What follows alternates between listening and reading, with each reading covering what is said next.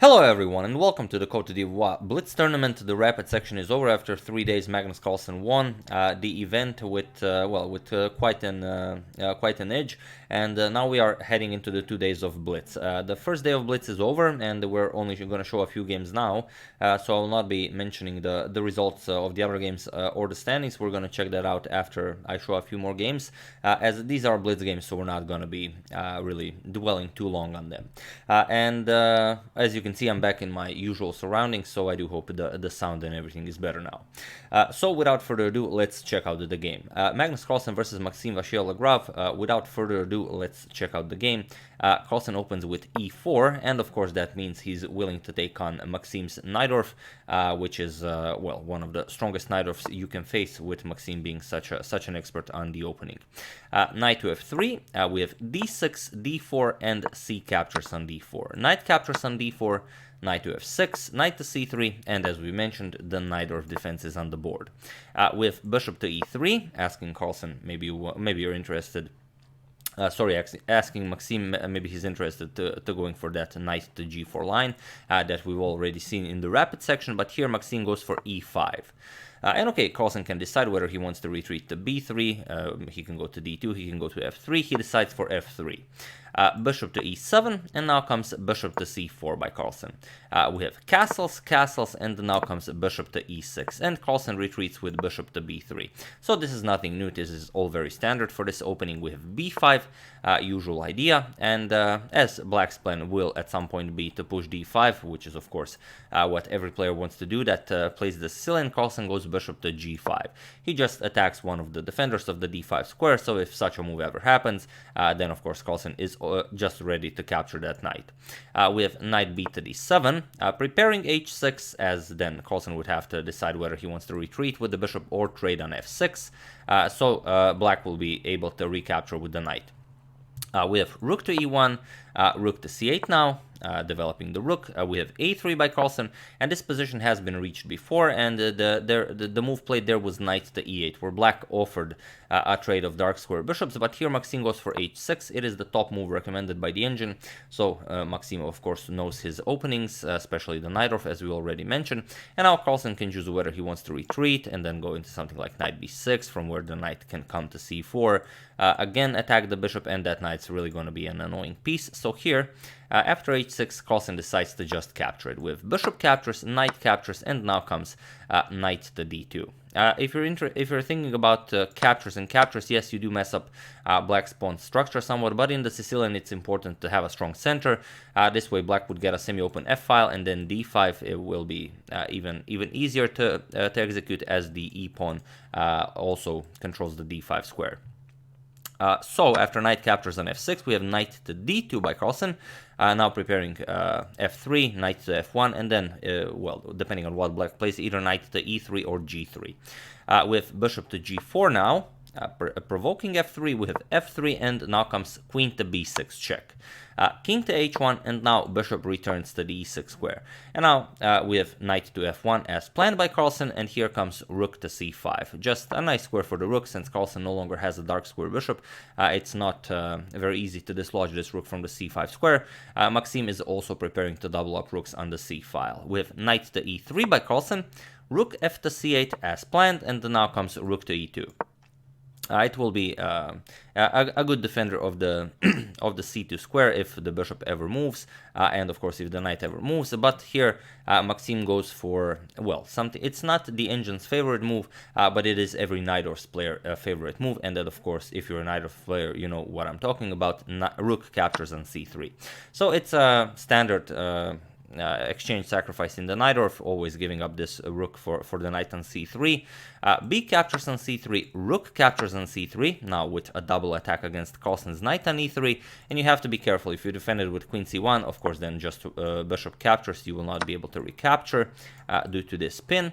So Carlsen defends it with queen to e1. Now, of course, the rook and queen are guarding the knight.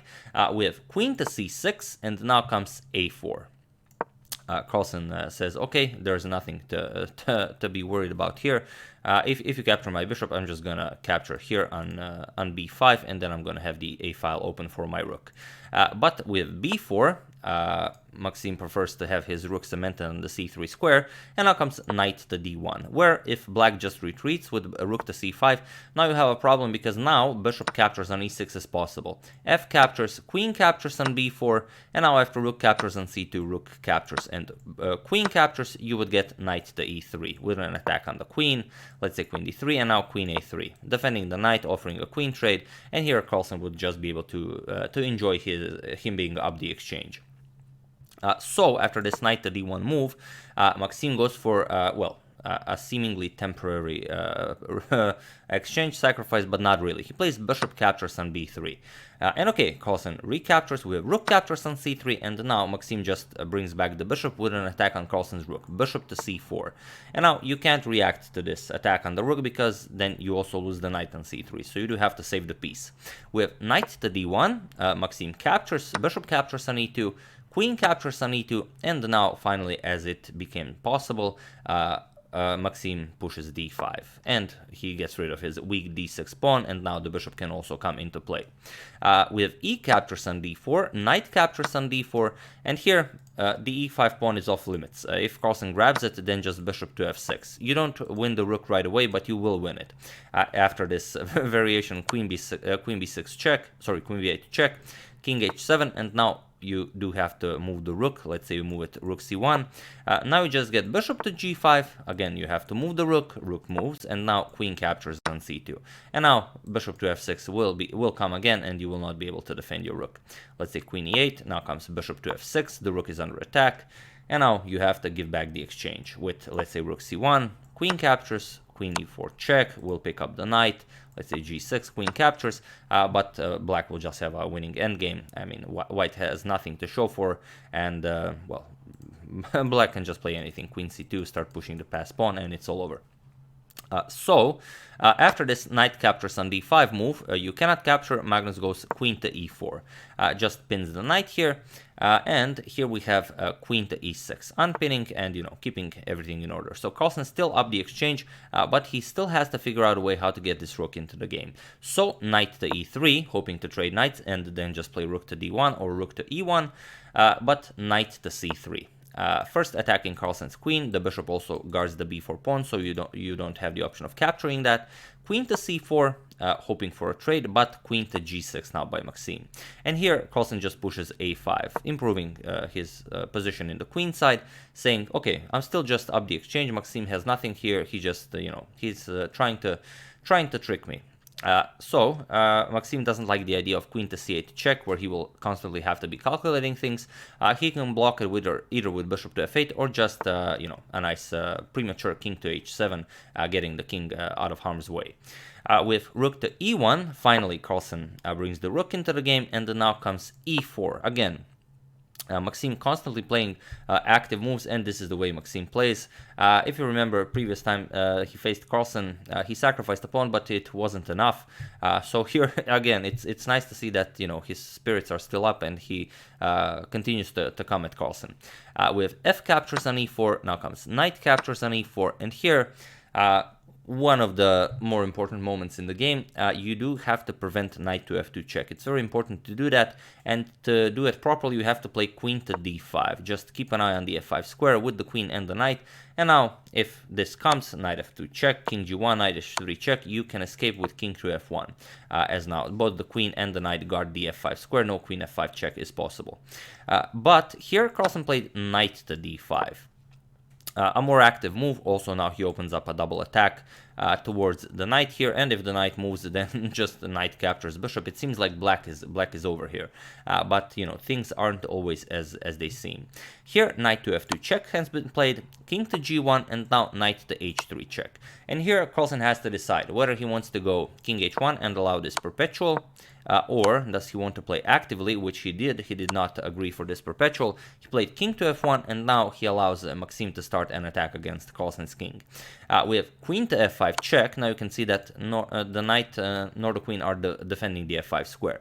We have king to e2, and now not queen to f2 check. Seems nice, but after king d1, you don't have any more checks, and you're just worse. White will win this game. But rather, queen to e5 check.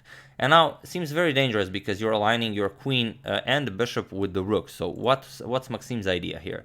Here Carlsen plays knight to e3. The problem is if you play something like king d2, then you get bishop g5 check, you get bishop out of harm's way, and after, let's say, rook blocks, let's say rook e3, now you get knight f2, and you've gotten your bishop and your knight out of harm's way.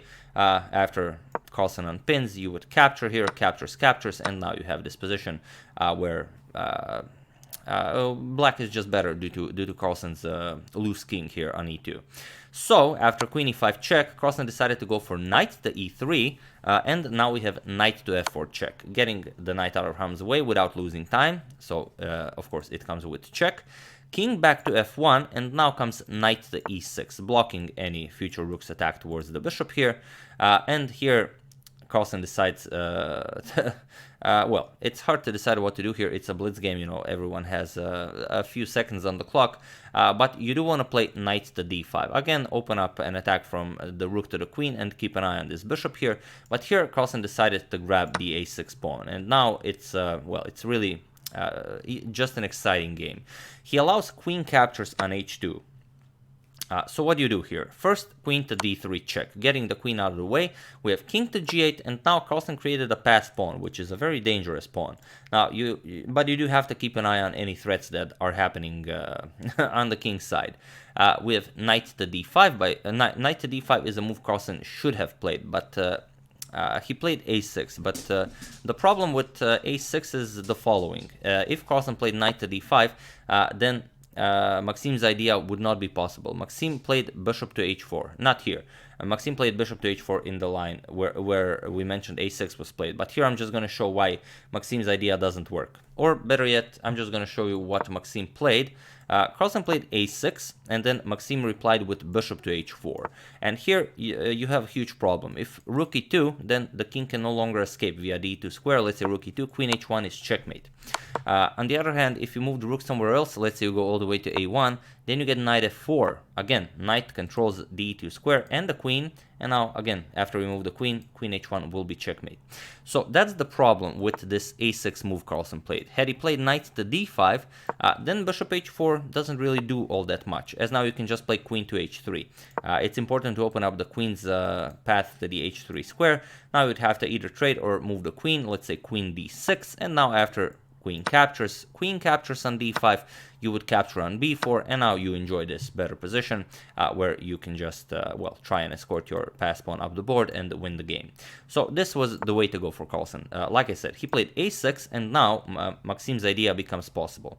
Bishop to h4, and now this defensive resource no longer exists. It's too slow to now move the knight. So Carlsen played queen to d2, but here Maxim again just played knight to f4, and it was in this position that world champion Magnus Carlsen resigned the game. So the unbeaten streak lasted for a long time, and it's fine for him. He's still unbeaten, has his streak in the classical time format, but he had like a 70 games unbeaten streak in all the time formats combined. So now he no longer has that, but you know, that's just the way chess works. And here he resigns because it's a similar idea to the one we've shown. There's no defense against queen to h1 checkmate. The bishop controls all the squares here, the knight controls this square, so there's no way to prevent it. And if you play g3, then okay, if queen h1, now you do have the f2 square for a king, but you can just capture with the queen, or you can just capture white's queen. That's also possible, but it's also way cooler to play queen captures on g3. And now again, whatever white plays, white just gets checkmated. Let's say knight g2.